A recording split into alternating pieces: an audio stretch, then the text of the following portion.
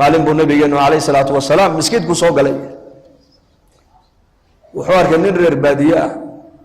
oo salaad tukanaya oo salaadii dhexdeedana ku ducaysanaya uu istaagay nabigu markaa ducadii buu dhageystay waa duco cajiib ah duco boqolkii 9 waa ilaahay ammaantiisa yaa man laa taraahu alcuyuun walaa tukhaliduhu addunuun walaa yasifuhu alwaasifuun walaa tugayiruhu alxawaadith walaa yakhsha addawaa'ir yaa man yaclamu mathaqiila aljibaal ilaa aakhirkeyga markaabuu nabigu yidhi Abu Muusa al-Ashcari buu u yeedhay wuxuu ku yidhi ninkaa ducada markuu dhammeeyo ii keen buu ka yidhi markaabaa loo yeedhay ninkii nabigaa ku doonayana mari marxaba markaabuu nabigu sal alla alay wasalam hanimo markaa la soo qaaday oo xoolo markaa uu qaybinayey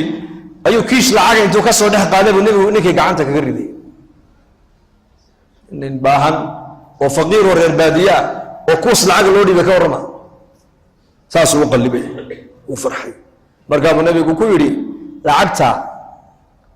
sababta aan kuu siiyey maad garan buu ka yidhi markaasuu yidhi haa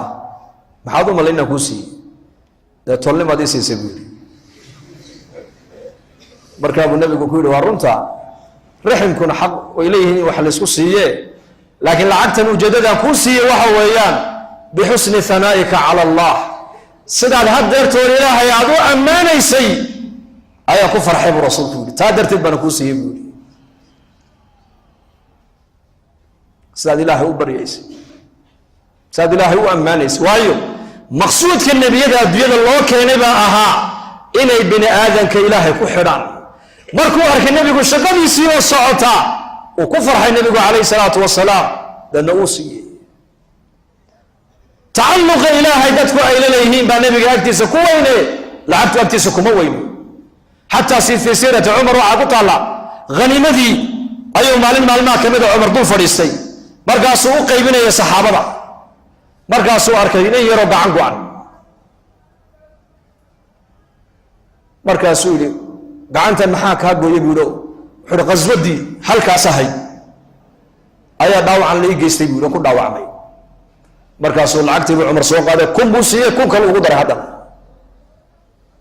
markaasuu cumar u qaybiyaa isagana weli meeshuu taagay oo lacagtii buu tirsanaya markaasuu cumar ninkii isha ku dhiftay haddana mar labaad mar alle markuu dhaawacii arko ayuu soo qaadaa kun kalu haddana siiya markaasuu cumar haddana u qaybiyaa